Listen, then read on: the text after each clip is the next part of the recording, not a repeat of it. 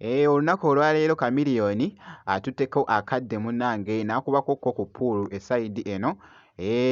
Abadde munnange nga atwayiza munnange ate ku budde esayidi eno bye ngenda okubeera nga nkubuulyako mu maaso awo, ate nga ye Bebe Cool avuddeyo munnange wali ku nsonga za Jay-Z ze bamubuuza munnange wali ku Eggs Show esayidi eno. Bye ngenda okubeera nga nkutuusako maaso awo. Kakasa nti no video ogimpeera like kosa ate n'okusubscribinga kasita obeera nga tonaba. Bambita Jaminati nsinza ku Jaminati Yogi kansoke nkutegeeze nti no Chameleone mukyekinzeko munnange esayidi eno abaddeko munnange eruuyi eno ng'ali mukubako munnange ate ku pool nga boogezawo okulaba akatambi ako by the way kabadde kafuuse etabbu wali ku mukutu munnange ate ogwa TikTok mwana mwenzi munnange ate Chameleone.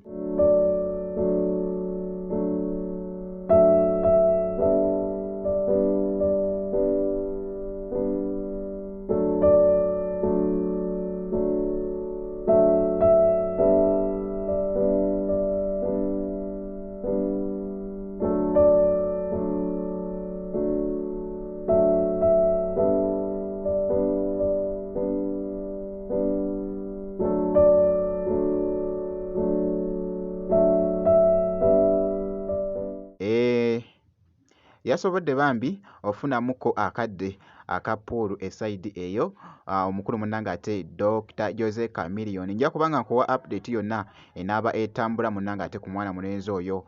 Kakati nno kankwongereyoko wali ku Bebe Cool no jjukira nti no Bebe Cool abadde mitala w'amayanja esayidi eno tulabyeko nga ali mu kutambuza munnange ate Break the Chains album munnange ali kubeera nga agikuba munnange ate eri abantu naddala media munnange ate ezikyasinze okuba ezakabi okwetoola munnange ate amawanga era nga ku mulundi guno abadde wali UK naye nno waliwo nno byabadde ali mu kuddamu.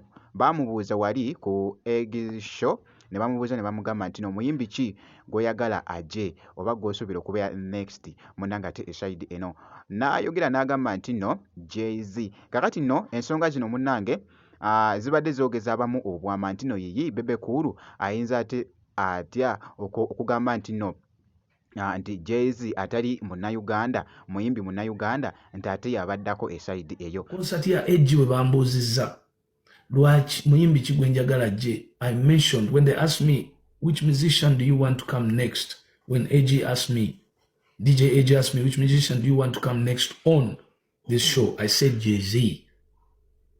The reason why I chose Jay-Z is because life is not always going to rotate about what you want as an individual, but what about what the other person wants? AG has been struggling with his show for a very long time to get where he is. Yeah. To get where he is, and he hasn't even gotten to where he wants to get. So how about wishing him the best for his platform? Absolutely. He has already given Uganda what Uganda deserves, or more than even what we deserve. 2 artists in the shortest possible time, 6 months, 2 artists on the same platform.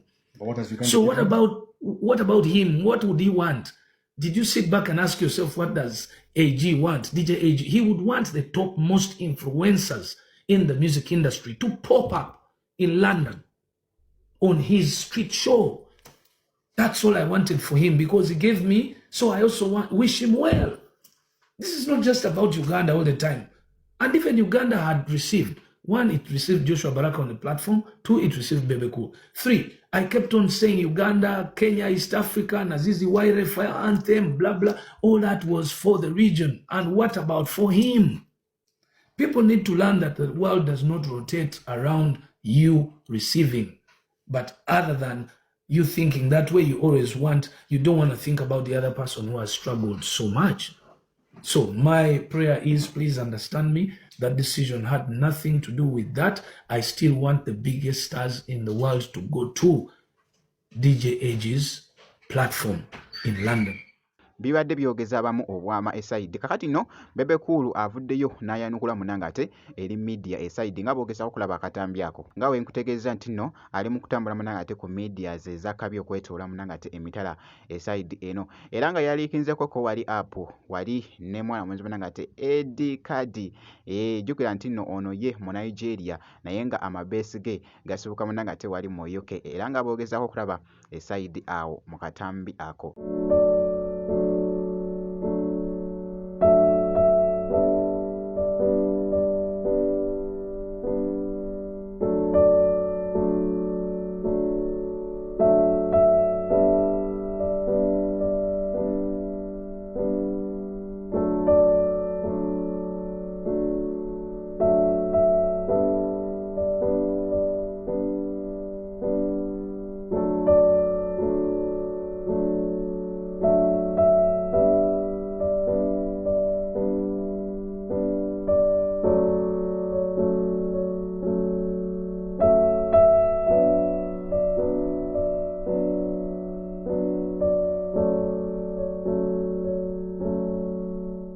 bwe kityo nno munnange ate wekitambudde era nga bwenti bwenkyekinzeko ku mukulu munnange ate Bembe Cool. Jjukira nti nno kasita obeera ng'osubscribinze gwerindirira bulindiizi munnange ate update ojja kubeera ng'ofuna notification eside eyo. Bwenti bwenkoze kakasa nti nno video ogimpeera like kosa ate n'okusubscribinga.